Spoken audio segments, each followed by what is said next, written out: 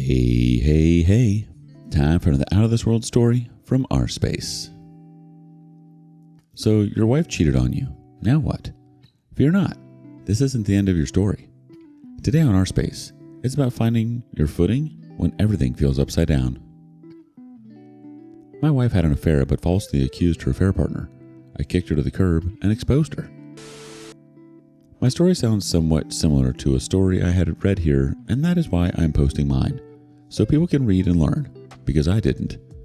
I've been lurking on here for a while, but never thought I'd be one of the ones sharing a story. I just want to have this over with and get back to a life without headaches.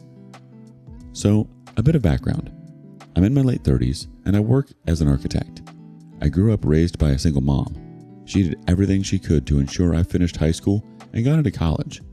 We didn't have much, but my mom hustled just to give me and my siblings the chance at a very decent life. So I owe her everything I have.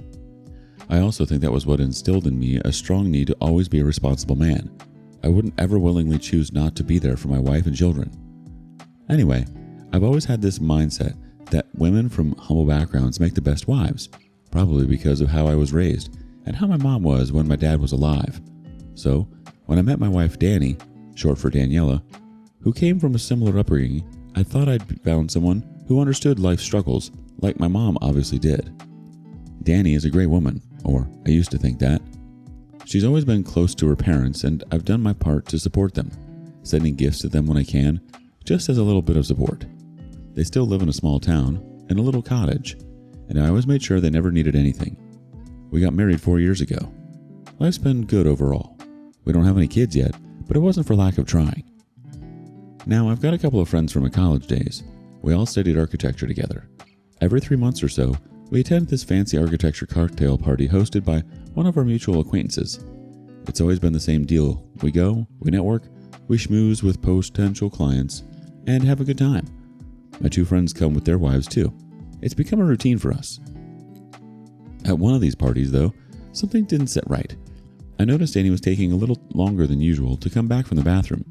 Frankly, she has this habit at parties, disappearing for a bit, but usually it's no big deal. This time though, I needed her urgently. We had a special guest at the party I wanted to introduce her to, but she was nowhere to be found. I started getting frustrated, so I asked a few people if they'd seen her, but no one knew where she was.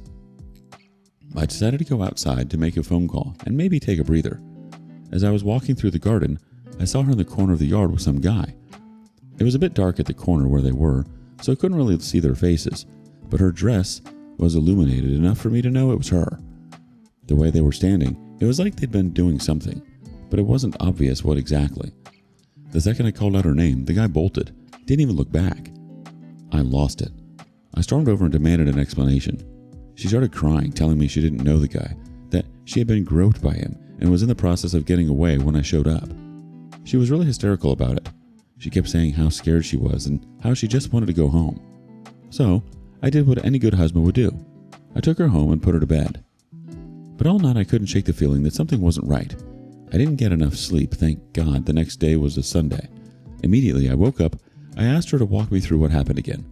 She stuck to her story. She said she was minding her business in the garden and the guy came onto her.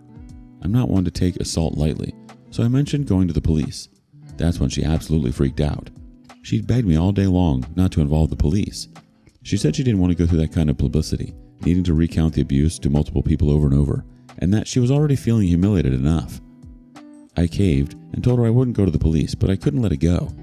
This is my wife we are talking about, the woman I loved at the time. So I talked to my two friends about it, and we agreed to try and figure out who the guy was. One of my buddies, let's call him Mike, made a good point. He was like most victims would want justice. I don't know how true that statement is, but it sounds true enough, and if it was, why was she so dead set against me finding justice for her? That's when my gut feeling went into overdrive. We asked the guy who hosted the party if he had a guest list. I told him it was for networking purposes, but really, I was just trying to find this guy. He gave us the list and I started searching through the names online, trying to match a face to the guy I saw that night. No luck there, though. Everything was too blurry in my head. Plus, the corner they were in when I saw them had very little lighting. Then, I decided I'd have to be a lot more clever if I wanted to figure things out. I work as an architect, right?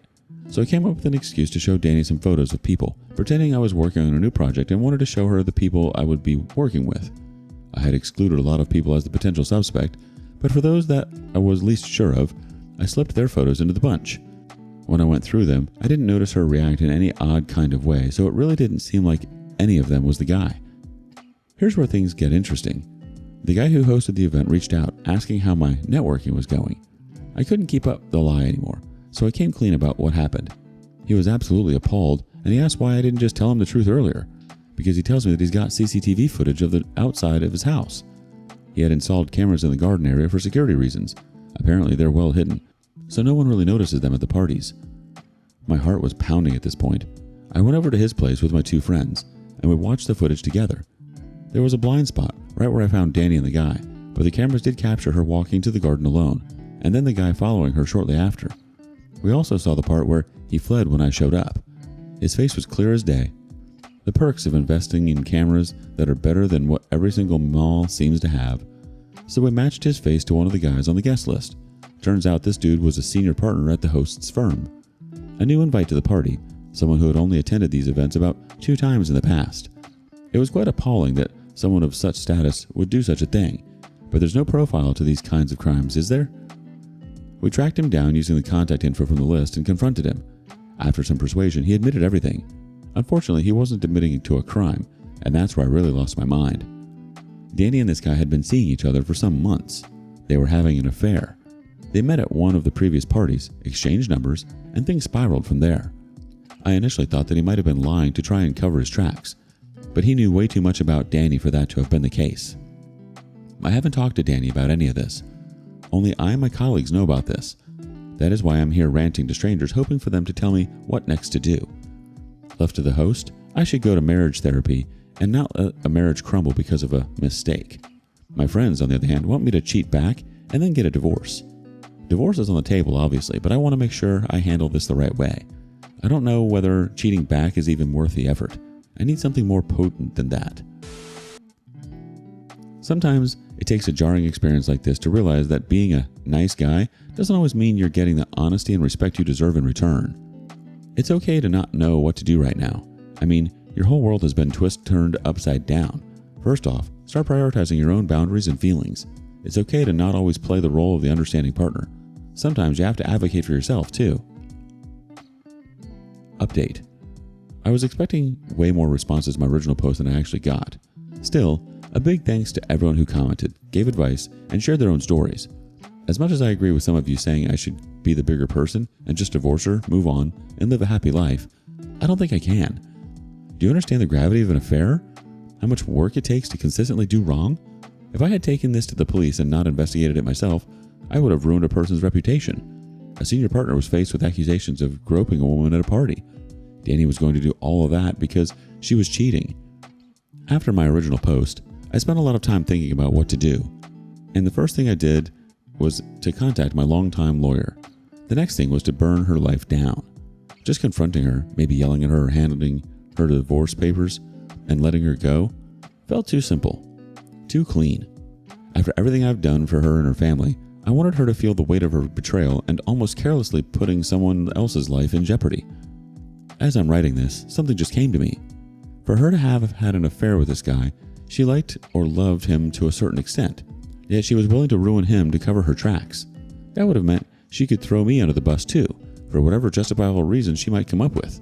Women. Well, all that being said, I decided to go with something a little more public.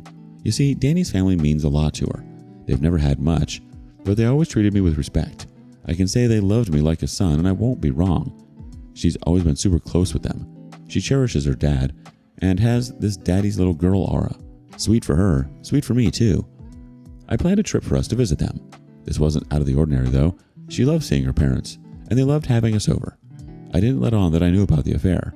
I was calm and normal, just like any other husband planning a trip to see his in-laws. She was none the wiser. The plan was simple. After dinner, I'd show the evidence that I had, including a video I had taken when the partner confessed to the affair. Between admitting to an affair and accepting an accusation of groping someone, the choice had been easy. We arrived at her parents' place a couple of days later. They live in a quiet town. It's the kind of place where everyone knows everyone and word spreads fast. Danny was excited to see her parents, and I acted like everything was fine. We had a nice dinner, her mom cooking a big meal, and her dad cracked open a bottle of wine. But after the meal, I told them I had something I wanted to show them. I played it off casually, saying it was a video from one of the parties we went to, something lighthearted to share. They gathered around, and Sarah was smiling, totally unsuspecting. First, I showed the CCTV footage. You could see Danny walking into the garden, and then the guy following her. There was a moment of confusion on all of their faces, but that was just the tip of the iceberg. I moved on to the video where the guy confessed everything, the affair, the lies, all of it. I had my phone hooked up to their old TV so everyone could see and hear every word. Danny's face went pale. She looked like she wanted to disappear into the floor. When I looked over to her parents, they just sat there in silence. Very awkward silence. Her mom started tearing up and her dad's face went red. You know the funny thing I remember, although it wasn't funny at the time, was Danny developing a stutter. She tried to say something but started stammering. When she finally got herself, she was yapping about how it was a mistake, how it didn't mean anything, but even her own parents didn't seem convinced. Right in front of her parents, I told her that it was over. I brought out the divorce papers I'd had drawn up after I had found out about her cheating ways and gently handed them to her dad. That's when all hell broke loose. I don't know if it was her or her mom, but someone was crying hysterically, full-blown crying. I was on my way to the guest room to get my things. When I got out with my luggage, Jenny was on her knees, begging me not to go through with it, saying she'd do anything to fix it. Her mom was pleading with me too, asking me to reconsider, saying everyone makes mistakes. But I'd already made up my mind. I calmly told the mom that I had given her everything. I supported their family, and this was how Danny repaid me, by sneaking around with some guy she met at a party. I reminded them that I had been nothing but loyal and that her betrayal was not something I could ever forgive. It was chaos. Her mom even grabbed my arm, sobbing and telling me I was their son, that we were family. Funny, only the dad seemed calm and shook my hand before I left. Looking back, I'm proud of myself for how I acted. I didn't yell or even get angry. I was calm through the whole ordeal and just laid out the facts. Before I left, I told her to call my lawyer's number on the document if they wanted to pass on any info to me. I left that night, so had to drive to the nearest motel and slept over there. First thing in the morning, I got up, grabbed some coffee in a cafe. I knew everyone would see me, and hit the road back home. That day, I packed all of Danny's things and got them delivered to her. I blocked her on everything. I also got a locksmith to change all the locks on the house. We ended up settling the terms before they went to court. Remember how I mentioned my longtime lawyer and how important my mother is to me? When I started gaining assets here and there, the lawyer gave me some priceless advice. All of the big things I own, from the house to a few properties in my car, are in my mom's name. Danny never knew this. She thought everything was shared equally between us, but it wasn't, except for the bank accounts, which, to be fair, are in my name. We agreed on a lump sum for her. There was no alimony because I wanted nothing whatsoever to do with her. I wanted her to get nothing because she cheated and all, but the justice system is almost always partial to the woman. What she got is nothing to lose sleep over anyway. I still kept most of my money. She couldn't lay claim to anything substantial but my money. My mom continued saving my life time and time again. To make matters worse for her, that guy she was sleeping with, we found out earlier on that he's married too. The mutual acquaintance that usually hosts those parties reached out to the guy's wife to inform her of what went down because, according to him, it was the right thing to do. When he told me, I was ecstatic. I didn't even have to do anything for the affair partner to get his just desserts. She kicked him out of the house and is filing for divorce as well. Apparently, Danny wasn't his first affair. The dude's been cheating on his wife for years. That's not good publicity over at his firm. And since his wife is going after him hard, that's going to hit him in a pretty substantial way. As for Danny, she's back living with her parents.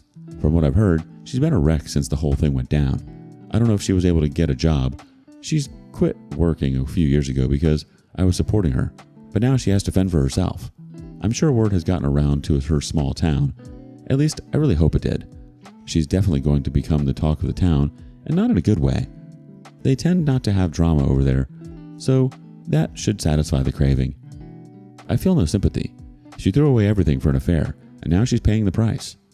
I'm moving on with my life, focusing on my work, and spending more time with my mom and the rest of my family, who, by the way, were thrilled to hear how I handled things. Anyway, that's where things stand now. I'm finally starting to feel free. Never hesitate to cut a cheating woman off. Confronting her in front of her family was a bold move, and while it might feel harsh, it sounds like you wanted to make sure she understood the full weight of her choices. And to be honest, I'm not sure she deserved anything but harshness. Not only that, but it's interesting to see how things unfolded with the other guy too. It's almost poetic that the truth has a way of coming out, especially when it involves multiple lives and relationships. Now both of them have to face the fallout of decisions that could have been avoided entirely. What could you have done to drive the point home and expose the truth? Share your thoughts with us in the comments below. And thank you for joining us today on rSpace. Be sure to like and subscribe and hit that notification bell so you don't miss out on our next video. See you soon.